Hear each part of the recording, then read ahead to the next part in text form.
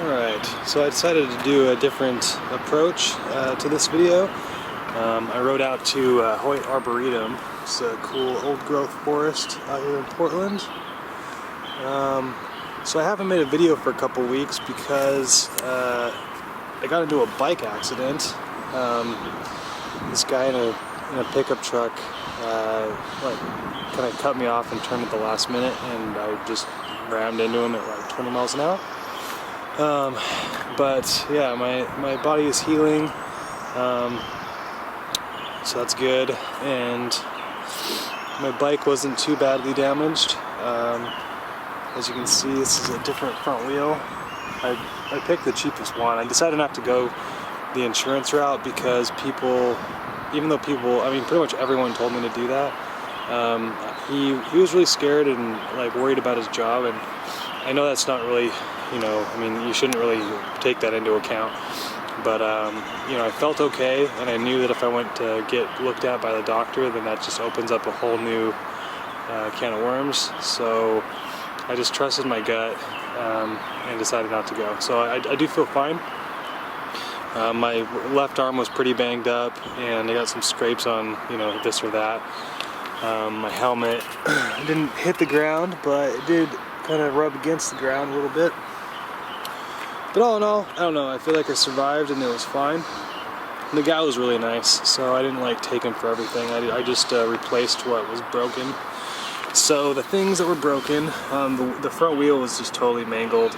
He tried to have it fixed, but being that it was a cheap big box bike wheel, the shop could only do so much, and I didn't really feel safe enough with that because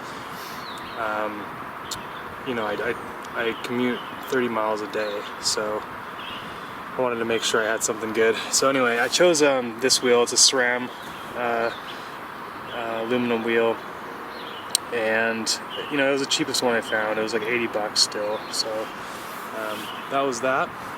One of my bar ends on this side, I actually had bar ends here, and that was kind of crushed in from where it hit his pickup.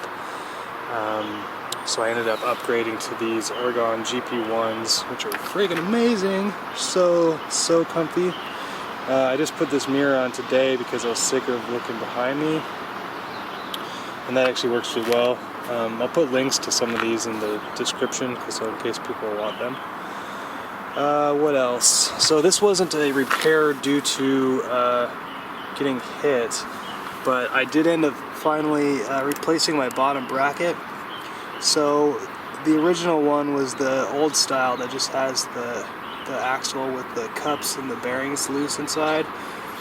And I had some play in my crank, and I wasn't sure what it was. I didn't know if it was the crank or if it was the bottom bracket. And I eventually I took apart the other bottom bracket, and I just saw that the bearings were pretty much shot. So I went with Shimano, I think it's a UN55, it's a sealed cartridge.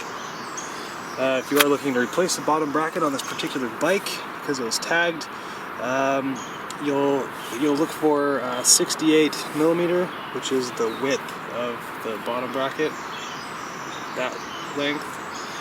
And you're going to look for, basically this bike had a 120 millimeter spindle, so that's the distance from the ends of the spindle. And I chose 122.5 millimeter, and I can't notice a difference. So yeah, so that was pretty easy replacement.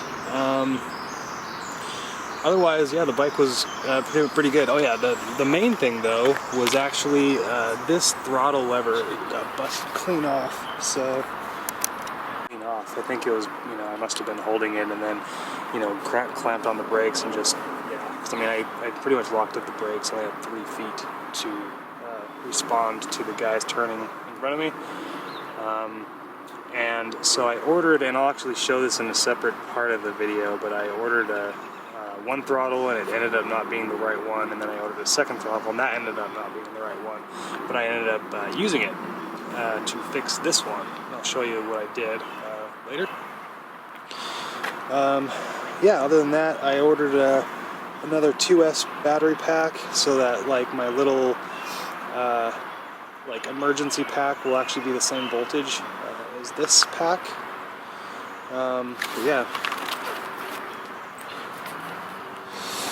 this is, yeah, the pack's still in there.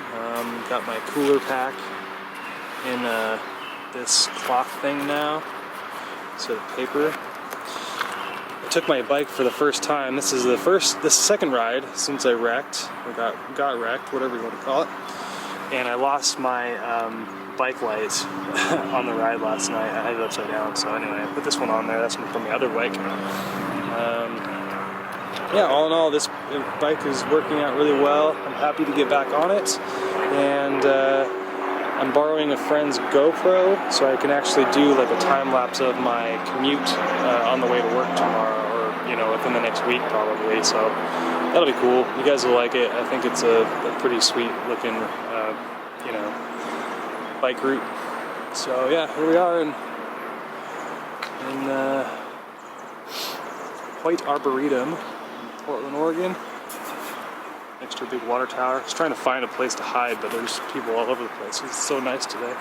Yeah, this place is amazing, man. There's so many things to see here, and Rose Garden and yada yada, but this is where I'm at right now. Cheers. Alright, back from my ride. So I'm going to show you what I had to do for my throttle.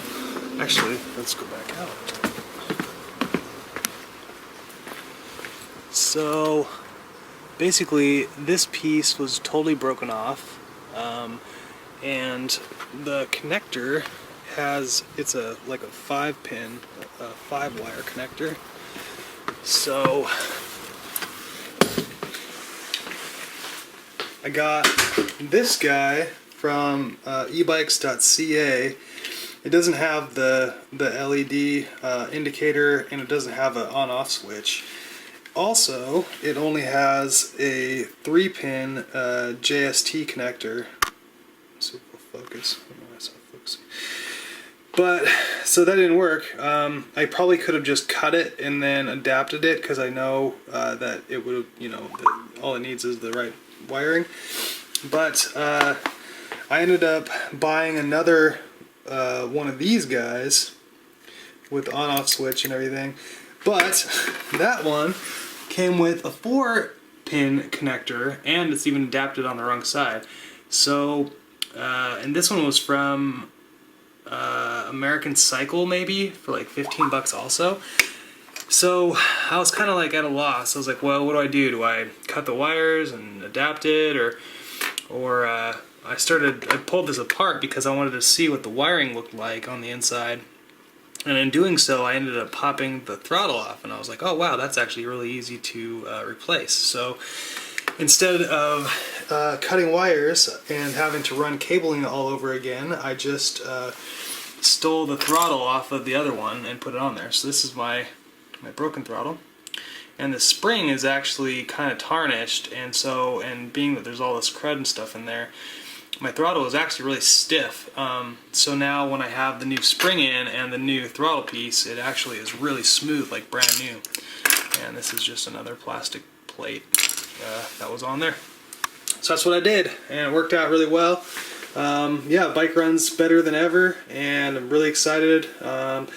You'll see some pics and stuff of my rides today. I'm actually going to take a couple. I did go out last night at like midnight and just did the first test run because I was so stoked that I figured out the throttle thing. So anyway, that's what I got so far, and I'm going to be uploading a video now of also just a full charging sequence so you can see what I do. Because I know that my charging setup and like the actual procedure I haven't really done in full yet, so I'm going to just do a full charging video. But yeah, there you go. Cheers.